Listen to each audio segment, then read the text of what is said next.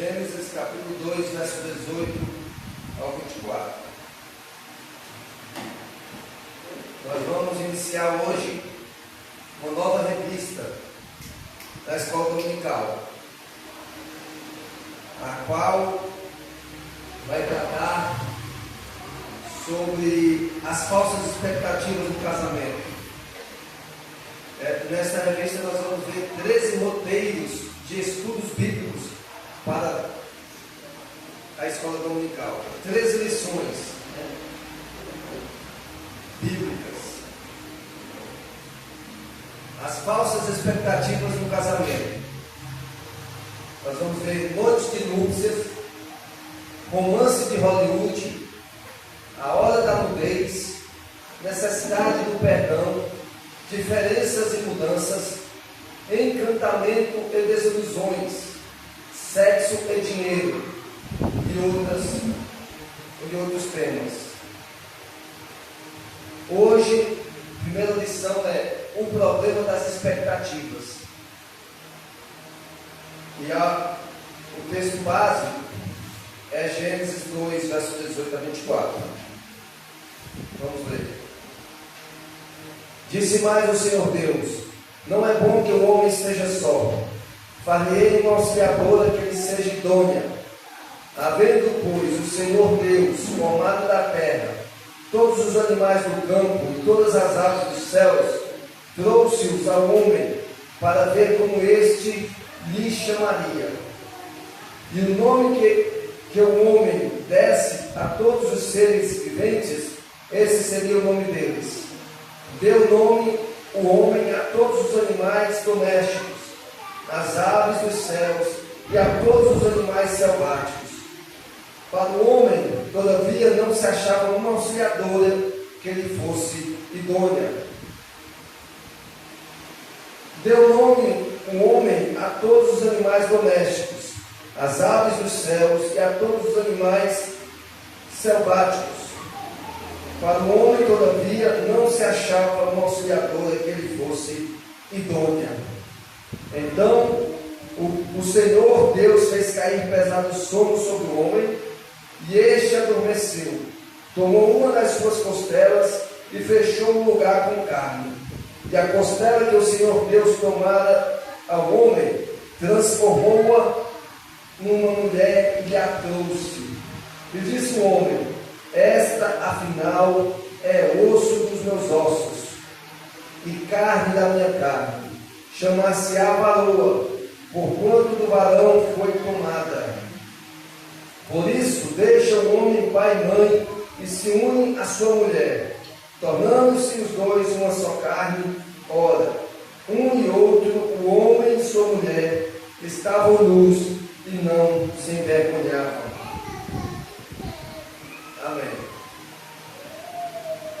Então é esse texto base que será usado na lição de hoje, que tratará sobre o problema das expectativas, das falsas expectativas. É um problema. Introdução.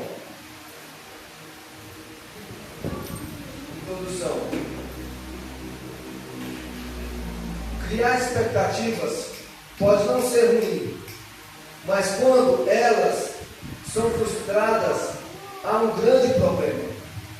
Quando a expectativa é muito alta ou equivocada, ficamos expostos à decepção.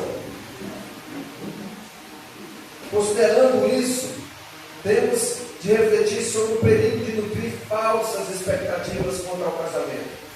Não podemos querer o que não tem chance de acontecer. Temos de lidar com as expectativas de acordo com o ensino da Escritura, para não esperar o que nem Deus, nem o cônjuge nos prometeram. Então, o problema das falsas expectativas pode levar ao divórcio, ao rompimento do casamento, a depender do quanto você alimentou expectativas irreais, impossíveis, expectativas além da realidade. Você não levou em conta, ao se casar, fatores essenciais e dos quais você não vai poder fugir, né? Que a Bíblia esclarece para nós, é o que nós vamos ver. E a primeira pergunta é possível evitar os problemas no casamento?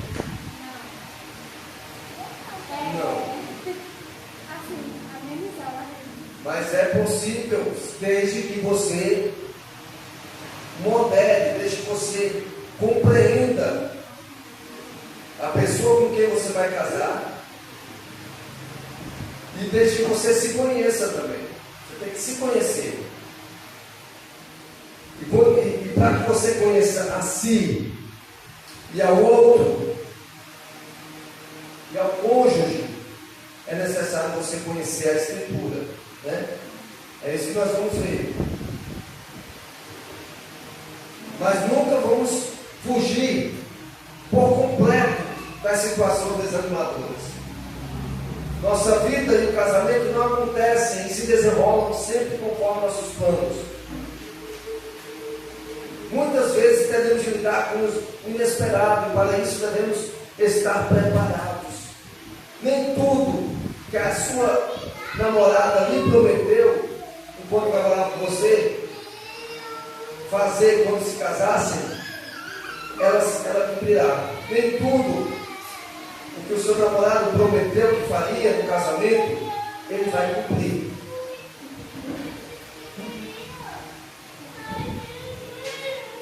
A Escritura nos habilita a decidir, pensar, desejar, agir e falar adequadamente em um mundo em que não somos soberanos. Isso é imprescindível. Nós não somos soberanos. Nem tudo que a gente deseja vai acontecer. Nem tudo, nem o ideal que sonhamos, que imaginamos num casamento vai se tornar realidade. Nós não somos aqueles que escrevem a nossa história. A sociedade, ela tenta incutir em nossas mentes uma falsa ideia de que o que queremos deve acontecer, irá acontecer. Basta você ter uma confiança em si, basta você ter uma determinação, né? Pensar positivo, que isso vai acontecer. Não. Nós pensamos que temos o gênio da lâmpada, né? Nós somos soberanos, que nossa esposa vai ser perfeita, vai atender todas as nossas necessidades, vai suprir toda a nossa carência. Nós pensamos que o nosso esposo vai ser um príncipe encantado, né? Sem problemas, sem dificuldades, e que vamos passar o período do casamento, isso antes de casarem-se, né? Porque depois que casam, aí ela percebe que o mundo permanece o mesmo, percebe que as pessoas permanecem as mesmas, pecadoras, como vieram ao mundo. Não se surpreenda se o seu casamento precisar ser resgatado pela graça de Deus. Mas mesmo que você havia presumido que ocorreria, o resgate da graça de Deus, pela graça de Deus, é diário. O que é isso? Você vai precisar perdoar o seu cônjuge diariamente. Você vai precisar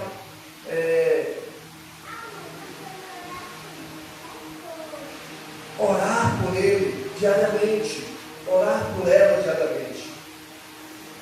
Você tem que depender da graça de Deus.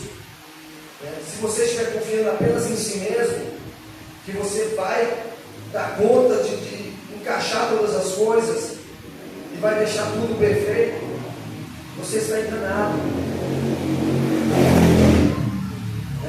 Então nós precisamos da graça de Deus em relacionamento conjugal.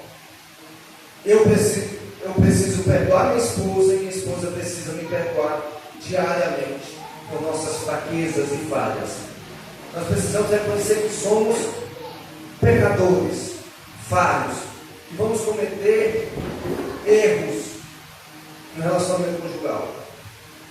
E portanto precisamos estar dispostos a pedir perdão e o cônjuge a perdoar. Desse modo, para não haver qualquer tipo de frustração, precisamos aprender a esperar conforme as expectativas divinas. E quais são as expectativas divinas? Qual deve ser a expectativa do esposo para com sua esposa? Da esposa para com seu esposo? O que ela deve esperar dele? Dele, ela não deve esperar nada, ou dela não deve esperar nada, mas sim esperar de Deus, que Deus ajude seu esposo a ser um bom marido e que Deus conceda graça a sua esposa a ser uma boa esposa. Como é possível? É possível evitar problemas? Sim. Ou não, totalmente. É possível evitar muitas frustrações se você tem uma visão realista, do seu casamento, uma visão bíblica do seu casamento, e reconhecer a necessidade de ser resgatado pela graça diariamente, a sua disposição em perdoar e da sua dependência de Deus no relacionamento conjugal. O correto uso da Escritura. Ponto 2. O correto uso da Escritura. Pensar na palavra de Deus como um compêndio dos problemas humanos e das divinas soluções é um erro muito comum. Não podemos recorrer às Escrituras apenas para procurar passagens bíblicas que tratem das nossas dificuldades.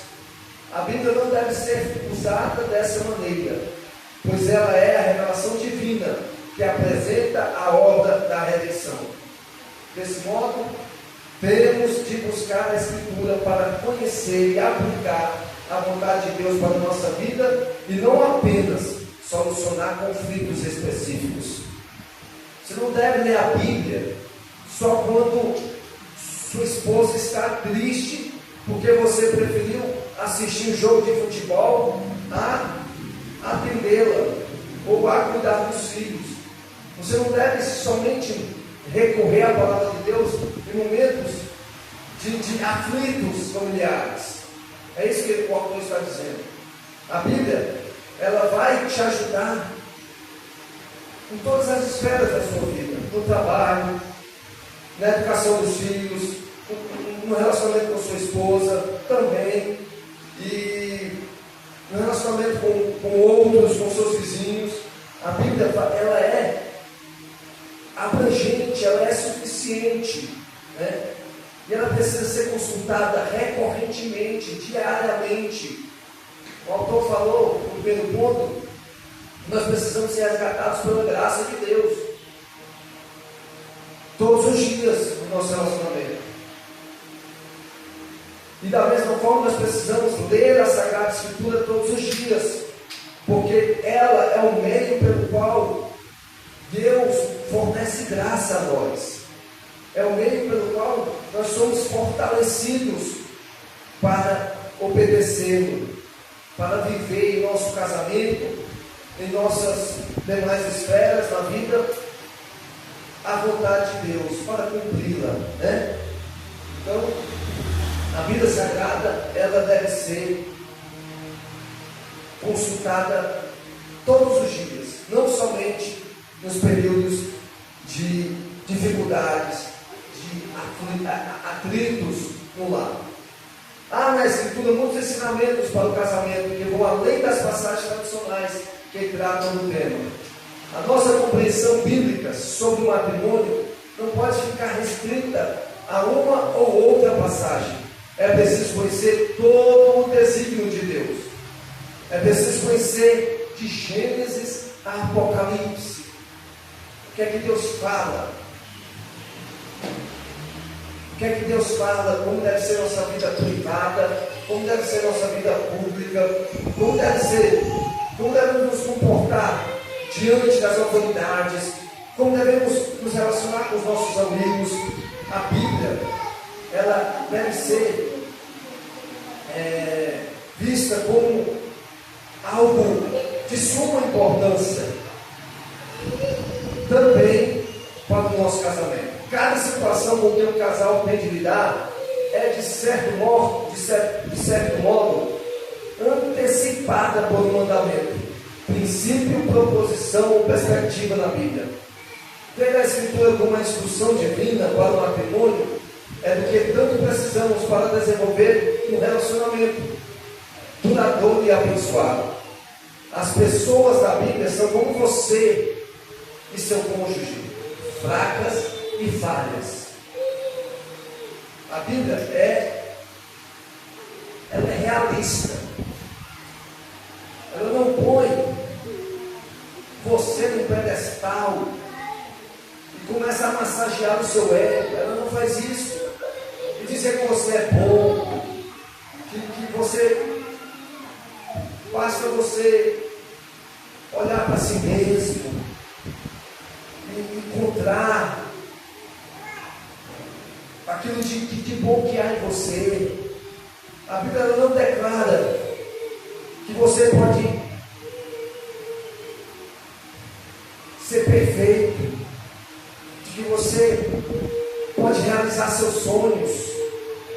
Basta você querer, basta você pensar positivo. Não, a Bíblia não fala isso. Isso quem fala são os coaches, né? Os falsos profetas. É a nossa sociedade que promete isso a nós. São as psicologias, as falsas filosofias que promovem o nosso orgulho, que promovem a nossa altivez. A Bíblia declara que nós somos fracos e falhos. E a Bíblia está cheia, repleta de pessoas como nós. Portanto, as situações da Bíblia são como as nossas, complicadas e inesperadas. Esse é um ponto que dá destaque à Bíblia Sagrada. Ela se diferencia de qualquer outro livro. Por quê? Porque ela não esconde as falhas dos seus heróis. Ela não oculta os tropeços, as inconstâncias, as fraquezas daqueles que Deus quis usar na história da redenção. Da mesma forma, tanto o esposo como a esposa, quando se unem e tornam-se uma só carne, eles virão com bagagens que vão trazer atritos, vão trazer problemas para o casamento, né? Nós vemos no início da Bíblia, um pouco antes, um pouco depois, na verdade, do texto que lemos, em Gênesis 2, o fratricídio de Caim, a traição gananciosa de Judas, né? O primeiro homicídio perpetrado por Caim e a traição gananciosa de Judas. Por 30 moedas de pratas traiu Jesus Cristo. Esse é um homem. O homem é ganancioso. O homem é assassino. Isso é quem somos nós, né? Os efeitos e as consequências do pecado no mundo estão espalhadas por toda a Escritura. Deus é honesto ao expor isso, a expor a sujeira, a expor a negridão do pecado. O homem está dominado por ele, é escravo dele. A honestidade de Deus no tratamento dado ao mundo é, em si mesmo, um ato de amor e graça. O Senhor nos faz ver o mundo como Ele realmente é. E faz isso para que sejamos realistas em nossas expectativas. E, humildemente, procuremos a ajuda que somente Ele é capaz de dar. Uma vez que você é incapaz de sustentar o seu casamento, uma vez que você não é o soberano, e sim Deus, que é o soberano da sua vida, do seu matrimônio, é o soberano do mundo, você precisa dele. Você não deve enxergar sua esposa como o supra-sumo da perfeição, ou aquela que vai suprir e atender todas as suas necessidades. Porque a sua necessidade, você não pode entrar ou embarcar no casamento sem antes estar convicto da sua necessidade, da sua carência, da sua dependência de Deus. Você, antes de embarcar no casamento, nesse mar revolto, você deve estar convicto de que você é um pecador, de que aquela com quem você decidir casar também é uma pecadora. E ambos dependem da graça de Deus para sustentar o casamento. E ambos precisam reformular seus alvos, suas buscas. O autor diz: uma expectativa realista não é esperança sem honestidade, e também não é honestidade sem esperança. Realismo é encontrado na interseção de ousada honestidade e inflexível esperança. A palavra e a graça de Deus tornam ambas possíveis no seu casamento. Ou seja, o seu casamento precisa da palavra de Deus e de sua graça. Ou seja, vocês precisam de Deus. Vocês precisam destronar os falsos ídolos. Você precisa abandonar a falsa ideia de que você é um Deus, de que sua esposa é uma deusa, e reconhecer que o único e verdadeiro Deus é o Deus que se revela na Escritura. Nós precisamos de sua palavra, nós precisamos de sua graça, nós precisamos conhecer e experimentar o plano redentivo de Deus. Por mais que os efeitos do mundo caído nos afetem, não precisamos temer. Deus está conosco, atuando para produzir o resultado que Ele deseja ver em e por meio de nós. Desconsiderar o ambiente hostil à piedade, no qual nosso casamento se desenrola, é uma desnecessária exposição ao mal existente ao nosso redor. Desconsiderar o ambiente hostil à piedade, sua esposa vai lhe decepcionar mais vezes do que você imagina, do que você espera. O seu esposo vai lhe decepcionar mais vezes do que você espera. Para que você encontre disposição para perdoá-lo e para perdoá-la, você precisa de Deus. Você precisa se conhecer pela Escritura, pelas histórias contadas por ela, pelas falhas de seus heróis, que a Bíblia chama de heróis da fé. Você precisa conhecer seu cônjuge por meio dessas histórias. B.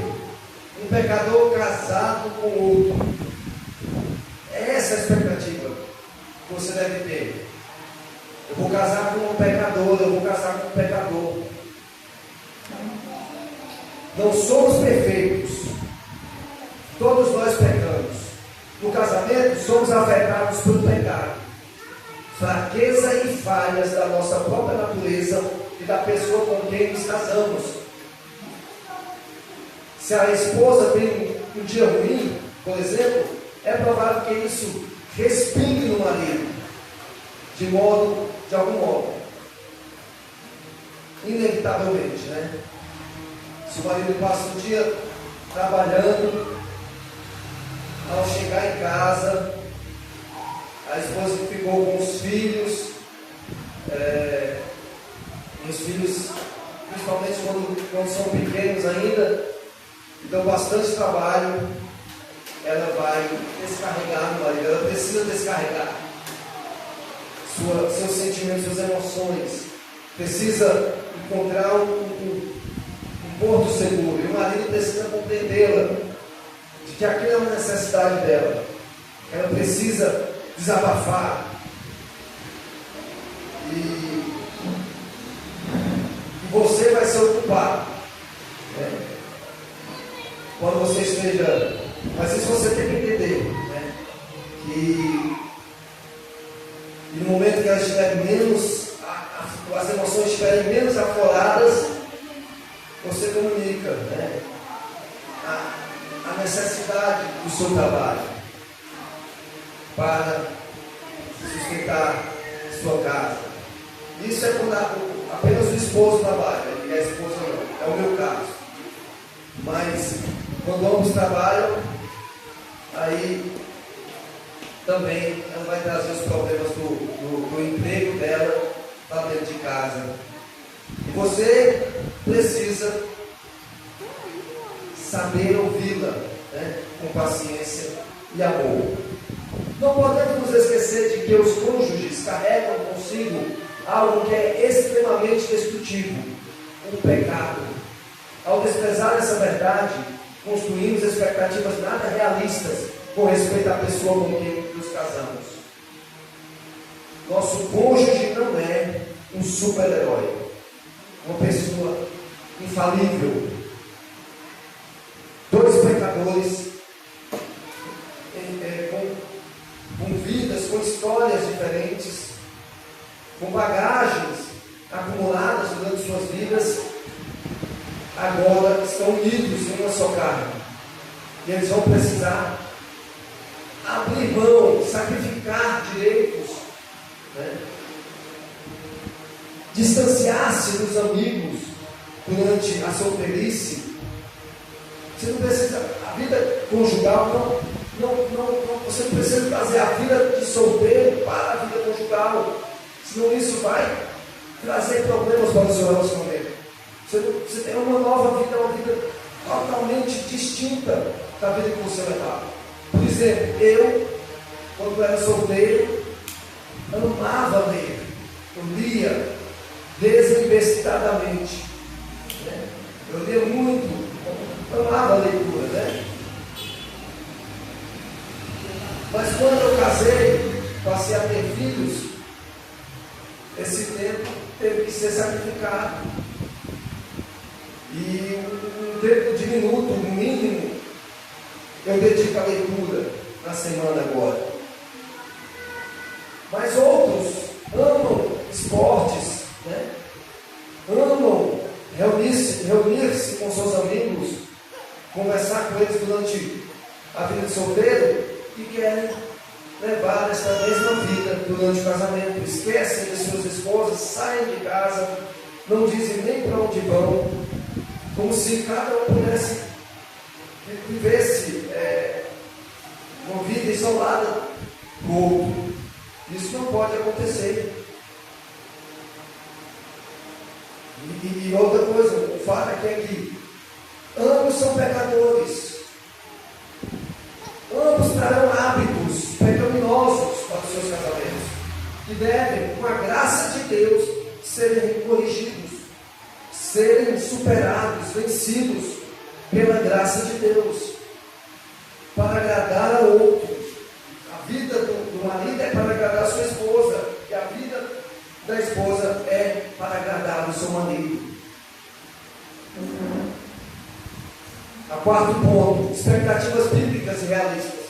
O texto básico da lição mostra que o casamento foi criado para ser algo prazeroso ao ser humano e o meio para Deus ser adorado. No início, apesar de ter diante de si a amplitude da obra divina criada, Adão estava só. Deus então cria Eva para acompanhar e ajudar Adão no cumprimento de seu papel na criação. Então, a criação só vai se consumar quando Deus cria a mulher para Adão, porque ainda faltava. Deus disse que tudo estava bom, só uma coisa na criação ficou incompleta.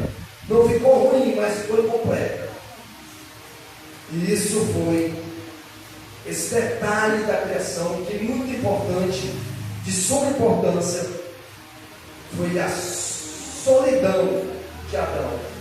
Deus disse: não é bom que o homem esteja só.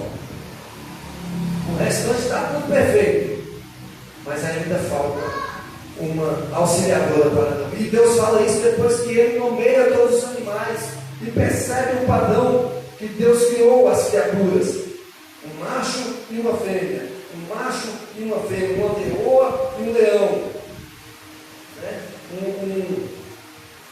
animais vinham para ele em pares e ele deveria nominá-los.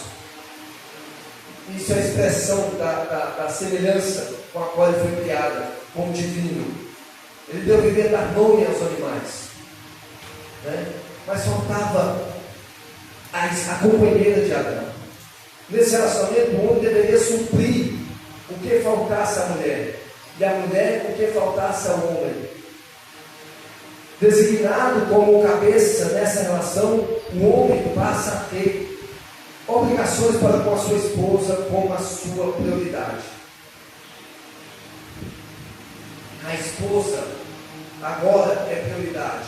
Depois que você casa, a prioridade não é os seus jogos, o seu time de futebol. A prioridade deixa de ser sair com os amigos para o shopping. A prioridade deixa de ser a leitura que você tanto gosta e ama. A sua prioridade deixa de ser o seu esporte favorito para ser sua esposa, aquela com quem você casou, aquela para quem você fez promessas. A aliança entre o homem e a mulher é um claro reflexo do relacionamento de Deus com o seu povo. É isso que a Bíblia traz. Essa visão acerca do casamento, a visão bíblica acerca do casamento. Eu e minha esposa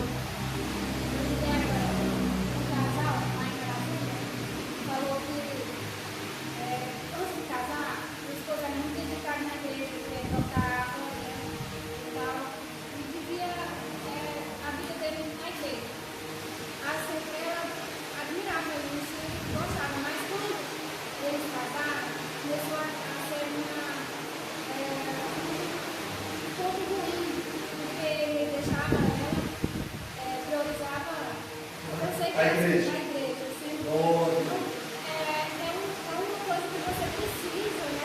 Algo muito importante, né? O solteiro pude agradar ao Senhor. O que é casado pude agradar a sua esposa. A igreja não é prioridade. Se colocar a esposa e a igreja, a sua prioridade é a esposa. E se você casou com uma esposa que não frequenta a igreja, aí o pecado é seu. Você cometeu um grande pecado. Pois é. E você vai precisar orar bastante para que Deus a salve e passe a ir à igreja com você. Ou então o esposo, né? Ele precisa se converter. Mas até nisso há problemas, tá? A prioridade deve ser nossa esposa, né? Primeiro, família. A primeira prioridade nas nossas vidas é a família. A primeira igreja da qual fazemos parte, de forma permanente e ininterrupta é a família. A segunda prioridade é a família de Deus, que é a igreja, é a nossa família espiritual. E por último, o mundo, né? Nosso trabalho, a nossa vida social. Contudo, a entrada do pecado afetou imediatamente essa relação. Deus criou Adão, posteriormente Deus criou Eva para fazer companhia a Adão, uma companheira idônea. Agora, no capítulo 3 de Gênesis, o pecado entra. O pecado se insere na relação entre Adão e Eva e rompe o principal relacionamento, que era com o seu Criador, e também traz problemas para o relacionamento social com sua esposa. E aquele Adão que ficou encantado ao ver Eva, inclusive fez de forma repentina, se tornou um repente e elaborou um belo poema para homenageá-la, no verso 23, do capítulo 2 de Gênesis. Mais tarde, ele vai acusá-la. Aquele homem romântico agora se tornou um acusador. Mas a resposta de Adão a Deus no capítulo seguinte nos faz perguntar onde foi parar aquele homem romântico e apaixonado. Deus perguntou a Adão: por que comesse da árvore que eu te proibi comer? A resposta de Adão, a resposta imediata de Adão, da mesma forma que ele elaborou um poema belo para sua esposa, de forma imediata, ao ver sua esposa, ele foi inspirado e se tornou um poeta. Agora, ao Deus confrontá-lo diante do seu pecado, ele imediatamente lança a culpa sobre a sua esposa. E não só sobre ela, mas sobre o próprio Deus. Foi a esposa que tu me deste. Ela me deu do fruto e eu comi. Isso tornou-se um grave problema. O pecado trouxe muitos malefícios para o nosso relacionamento. Diante da triste realidade do pecado, precisamos adotar alguns pressupostos para que tenhamos expectativas bíblicas e realistas sobre o casamento. Os pressupostos, quais são os pressupostos que você deve ter? Qual a expectativa que você deve ter no seu casamento?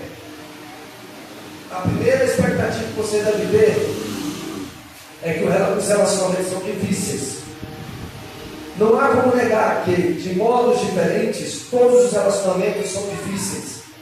Isso não significa que o casamento consista apenas de dificuldades, mas que elas surgem e podem nos atrapalhar.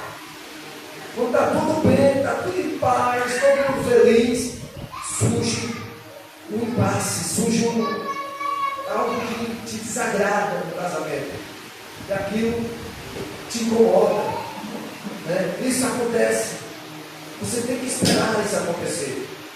Nossa luta contra o pecado também se revela em nosso relacionamento conjugal.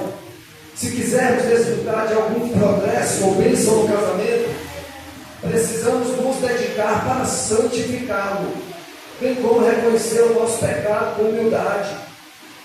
Reconheça que você é pecador para o seu cônjuge. Se você ainda não casou, reconheça para a sua futura esposa que você é um pecador. Que ela não espere perfeição da sua parte. Que ela não alimente expectativas falsas ao seu respeito. E leve ela a reconhecer também que é uma pecadora. Você precisa se dedicar para santificá-la. Como você pode fazer isso? Levando-a para a igreja, para congregar, estudando a Bíblia com ela, orando com sua esposa. Isso vai santificar a ela. Estes são meios de graça que vai torná-la mais semelhante ao Senhor Jesus. Da mesma forma, o esposo. Se seu esposo não cumpre suas responsabilidades, você deve cobrar a ele. Você deve apontar a ele as suas necessidades, que ele precisa passar a fazer cultos domésticos, ele precisa tomar iniciativas para orar com você, né? Vá com calma, vá com paciência, comece a orar por ele, comece a orar e pedir a Deus que o ambiente do seu lar se torne um ambiente piedoso, um ambiente santo, onde a santidade brilha, né? Essa é a primeira expectativa que você deve ter no casamento. Os relacionamentos são difíceis. Seu esposo vai trazer vícios para o seu casamento, com os quais você não gosta, e vai ser difícil a sua adaptação. Recorra ao Senhor. Da mesma forma a esposa. Agora a B. Isso por causa do pecado. A origem é o pecado. Agora, a próxima expectativa que você deve ter é a expectativa bíblica. Relacionamentos são um meio e não um fim. Toda a criação deveria sempre servir e glorificar a Deus. Mas em nosso pecado tendemos a tratar as pessoas e a criação como mais importantes do que o Criador. Em nosso pecado tendemos a tratar as pessoas e a criação como mais importantes do que o Criador. As coisas que Deus criou para revelar a sua glória, nós as transformamos na própria glória que buscamos. Esse é um erro recorrente, muito comum, né? E o pior deles, nós, ao invés de adorarmos o Criador, adoramos a criatura, adoramos nossos cônjuges, adoramos nossos filhos e os colocamos no altar, né? Nossa preferência, nosso Deus, nosso Senhor. Por mais que você não fale isso expressamente por meio de palavras, você age como se fosse o seu Deus. Quando o filho se torna o seu Deus, por que não se separar do cônjuge quando ele faz alguma coisa que você não gosta com o seu filho? Por que não quebrar o relacionamento, a aliança que você fez com sua companheira, né? Quando o pai faz alguma coisa com o filho, que a esposa desagrada a família da esposa, e a família da esposa contamina a esposa para que se separe dele, por que não separar-se? Se ele não está tratando o seu pequeno Deus como ele deveria ser tratado, né? Contentamos-nos com a satisfação de relacionamentos humanos, quando esses deveriam apontar para a satisfação relacional perfeita que encontramos apenas em Deus. A ironia é que, ao elevar a criação acima do Criador, acabamos destruindo os relacionamentos que Deus deseja que desfrutemos. A cervejinha no final de semana é melhor do que sair com a esposa, com a família. O bar é melhor, muitas vezes você se sente mais confortável e mais alegre no bar com os amigos. E a esposa fica a rebeldia, né? O trabalho é mais importante. O seu Deus é o trabalho, o seu Deus é o seu esporte favorito, o seu Deus são os livros. O que é o seu Deus? C.S. Lewis diz que os ídolos são demônios. Eles nos prometem alegria, mas nos dão tristeza, decepção, frustração, Eles nos prometem uma vida de sucesso, mas ele traz uma vida de fracasso e de miséria. Livre da dor dos relacionamentos ou do penoso esforço que os relacionamentos exigem. Elas são atraentes porque nos fazem acreditar que os problemas podem ser resolvidos com ajustes de comportamento, sem mudanças nas inclinações do coração. Jesus disse que o problema do homem é o seu coração. O coração do problema humano é o seu próprio coração. É dele que procede os homicídios, os assassinos, os adultérios. Se essas coisas fossem tudo que nós precisássemos, então a vida, a morte e a ressurreição de Jesus teria sido desnecessário, ou no melhor dos casos, redundantes. Sabe do que o seu casamento precisa? Urgentemente, é de Cristo. É que Cristo assuma o centro do seu lar. É que a sua família viva em torno da centralidade de Cristo. A Bíblia diz que Cristo é a única esperança verdadeira para os relacionamentos, pois somente Ele consegue sondar os segredos do nosso coração e tratar das motivações e dos desejos em seu âmago. Somente Cristo pode te dar um novo coração. Somente Cristo pode alterar as inclinações do seu coração para o pecado e direcioná-lo para Cristo, para a santidade, para a pureza, para o amor. Nós não precisamos corrigir nossos comportamentos, porque se assim o fizermos, será algo temporário, será algo pequeno demais, e a qualquer momento aquele comportamento que foi mascarado, que foi passado no verniz, ele vai se manifestar.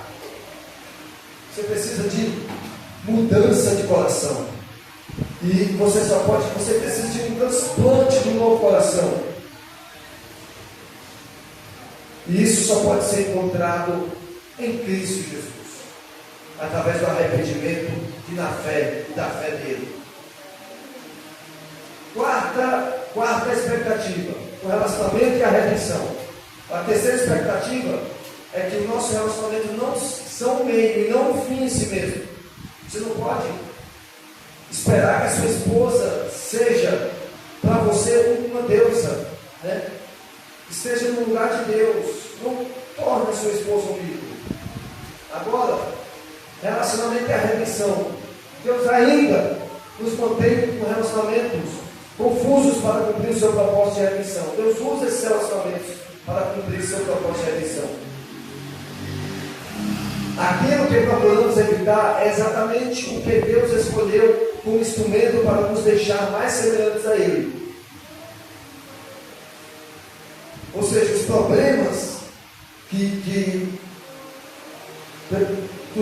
por causa dos quais você passa a ter ojeriza, passa a ter ódio do seu cônjuge, esses problemas, eles vêm para transformá-lo, para mudar você. Você já se perguntou por que Deus simplesmente não melhora seu casamento de um dia para o outro? Isso não seria difícil se Ele quisesse. A nossa limitação e o nosso pecado tornam difícil entender como um relacionamento complicado pode ser um sinal do amor e do cuidado divino. Queremos que Deus simplesmente transforme o relacionamento, mas o Senhor quer que o relacionamento nos transforme também. Não desperdice nenhum problema que surge no seu casamento. Pelo contrário, aproveite esse problema, essa dificuldade relacional com sua esposa, com seu esposo, para ir a Cristo, para ir a Deus, pedir a Ele força e graça, para que Ele lhe dê um novo coração, para que Ele lhe transforme. As pessoas, elas não estão acostumadas, elas entram no casamento e quando o período em que elas estiveram solteiras foi um período.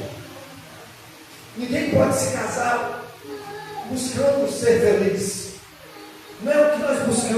através do casamento. Através do casamento nós devemos buscar a glória de Deus, que Deus seja glorificado. Se nós mudarmos essa perspectiva, nós seremos gratos pelos problemas, porque eles transformarão nós, eles nos conformarão à imagem de Cristo.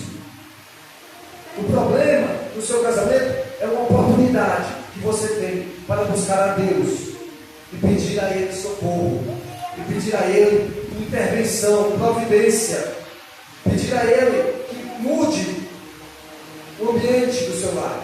Em meio à confusão do relacionamento conjugal, nosso coração é revelado, nossas fraquezas são expostas a nós e nós começamos a chegar aos nossos limites, quer para conhecê-los, quer para alterá-los. Nosso coração se expõe. Por quê? Porque quando um problema surge no seu casamento, um problema grave, você não tem saídas, você não enxerga nenhuma saída, a primeira coisa que você faz é buscar alívio no seu Deus, seja no álcool, seja no esporte. Por que você não vai aos pés do Senhor? Por que você não se prostra diante de Deus e busca em oração? Essa deve ser a nossa reação diante dos problemas no nosso casamento.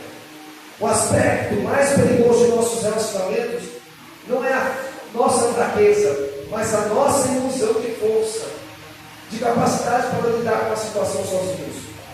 Como o fogo prova, purifica e confia, torna mais valioso o ouro, a confusão e as dificuldades provam o casamento, levando a maturidade e a força. O problema, a dificuldade, é como um fogo que prova o nosso casamento e que o leva à maturidade e à força. Quinta perspectiva no casamento que devemos ter, perspectiva bíblica, expectativa bíblica. Um dos maiores empecilhos, a quinta expectativa bíblica que devemos ter no nosso casamento é os relacionamentos e a graça. Um dos maiores empecilhos em nossos relacionamentos é a cegueira espiritual. Ela fecha os nossos olhos para os nossos pecados e para maneiras como Deus protege a nós e aos que estão ao nosso redor.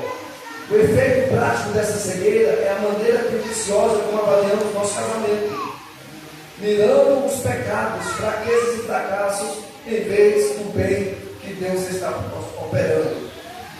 Se procurarmos pela ação de Deus em nossos relacionamentos, sempre encontraremos coisas pelas quais poderemos agradecer.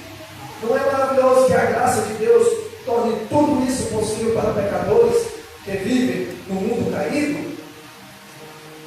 Não destaque apenas os defeitos da sua esposa ou do seu esposo. Não para as pessoas, para terceiros ou para ele mesmo. Não lance o holofote só nos erros do seu marido e da sua companheira. Não faça isso. Seja grato pelas coisas boas que Deus deu a eles. E tente pela palavra, não pela força do seu braço, pela sua imposição, pela sua autonomia, achando que pode resolver tudo.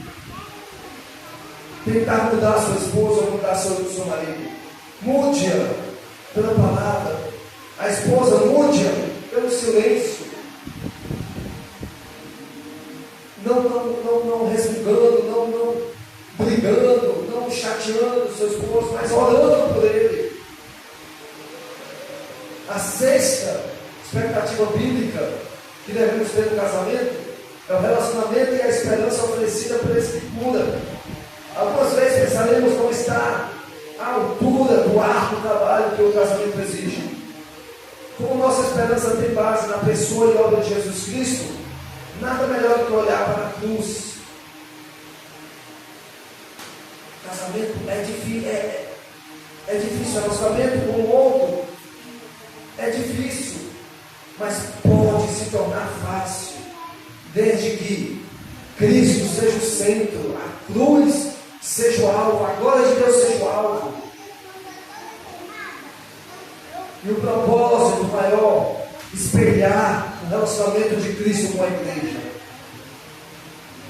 Trate a sua esposa como Cristo trata a igreja. Esposa, trate o seu marido como a igreja trata a Cristo. Em sua vida, morte e ressurreição, Jesus nos concede a reconciliação, primeiro com Deus e depois entre nós. Jesus, ele veio para trazer paz entre nós e Deus, e trazer harmonia entre nós, nossa esposa com o marido e os filhos. A reconciliação com Deus é a base para como nos reconciliamos com os outros. Como disse C.S. Lewis, Deus restaura primeiro as coisas importantes para que ele não seja diminuído o que vem em segundo lugar, mas aumentado. Segundo lugar, ou seja, nosso relacionamento conjugal, ele não pode encontrar solução para os seus problemas se nós antes não sermos reconciliados com Deus. Nós antes precisamos ser reconciliados por meio de Cristo com Deus, para que nosso relacionamento venha a prosperar, tanto com a esposa como com as demais pessoas. Então foram 6 expectativas bíblicas para nutrirmos em nosso casamento. Você deve trocar as expectativas falsas, ilusórias, antibíblicas, abandonadas, e passar e aderir a essas expectativas. Leia a Escritura e encontre essas expectativas dela. Conclusão: nutrir expectativas realistas sobre o casamento, algumas vezes quer dizer servir quando essa é a última coisa que queremos fazer. Você casou por quê? Para ser servido? O que é que você busca no casamento? Você quer ser servido. Você quer que suas necessidades sejam atendidas. De pronto. Desde o primeiro dia até o final do casamento. Você quer que você seja o rei e o outro vassalo. Que você seja o senhor e o outro escravo seu. É isso? Seu casamento não vai prosperar. Se você não estiver disposto a servir o seu cônjuge, a buscar a felicidade dele, não a sua. Se você não, como você, marido, se você não estiver disposto a se sacrificar para ver a sua esposa feliz, os seus filhos felizes, supridos, tanto emocionalmente como fisicamente, você tem que aprender essas duas áreas. Não só a física e nem só a emocional, são ambas. A sua presença, marido, é importante no lar. O seu carinho é importante para a sua esposa e para os seus filhos também. São indispensáveis no crescimento saudável, no relacionamento saudável. Outras vezes significa ouvir quando o nosso instinto é o de aproveitar. Você tem que parar de gritar. Assim como eu parei de gritar com a minha esposa, com a minha mãe gritava também. Nós precisamos, e por isso é a Bíblia que me corrigiu. Não é fácil, é difícil, porque nós estamos acostumados. Desde criança nós gritamos, nossos pais nunca nos corrigiram, nunca nos impediram, nunca disse para nós que era errado gritar. E agora nós vamos gritar com todo mundo. Eu estou na minha casa, eu estou com a minha esposa, os vizinhos não tem nada a ver com isso, eu vou gritar. Não é assim, meu Deus. A gritaria é um pecado terrível, que quebra relacionamentos, que entristece o outro. Então pare de querer falar. Ouça também. Isso vai para o marido e para a esposa. Eu sei que a esposa é mais difícil. Ela precisa falar. E o marido tem que ouvir. Mas vocês precisam harmonizar, né? Outro ponto. Nós devemos demonstrar amor naqueles momentos em que o outro parece não merecer. Eu me divorciei dela porque ela não me merecia. Porque eu sou muito bom para ela. É isso? É esse o seu pensamento? Se você pensar nisso, seu casamento provavelmente vai ser desfacelado. Você tem que demonstrar amor mesmo quando o seu cônjuge não esteja merecendo. Foi isso que Deus fez para conosco. Ele provou seu amor para conosco, tendo Cristo morrido por nós, sendo nós ainda pecadores indignos. Deus nos amou quando nós merecíamos ser condenados. Ele nos salvou. Quando nós merecemos a sua ira, Ele derramou sua graça. Assim deve ser o seu relacionamento com o seu cônjuge. Ame-o nos momentos que ele fracassa, que ele decepciona, que ele erra. Significa também pedir perdão quando somos tentados a dizer que estamos certos. Eu estou certo, porque eu vou pedir perdão. Se eu estou certo, você está certo para você, para sua esposa, você está errado. Então você precisa pedir perdão pelo seu orgulho, pela sua altivez, passar por cima de ofensas. Nós precisamos muitas vezes. Como cristãos, somos chamados no matrimônio a ministrar graça ao cônjuge. Encerrando, aplicação, viva com discernimento. Casamento não é coisa de somenos importância. Reavalie suas expectativas, submetendo-as ao crivo bíblico, submetendo-as ao crivo bíblico, ao padrão bíblico. Encoraje-se. A Bíblia é muito difícil, é impossível. Ontem eu encontrei alguém que disse: eu não leio a Bíblia porque se eu conhecer o que Deus diz, que pecar é pior do que falhar sem conhecer a verdade de Deus.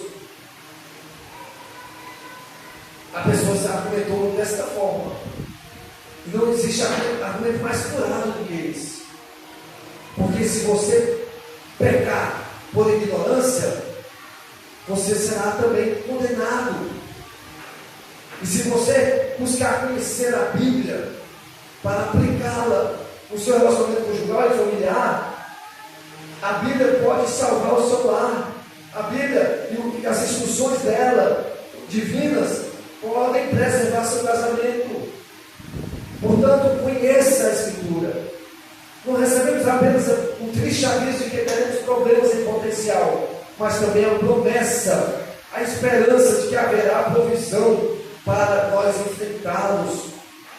Os problemas virão, mas se nós não estivermos equipados com a graça de Deus, com a Sagrada Escritura que é chamada de espada, com as armaduras de Deus, nós seremos vencidos. Deus abençoe, Cristo Jesus.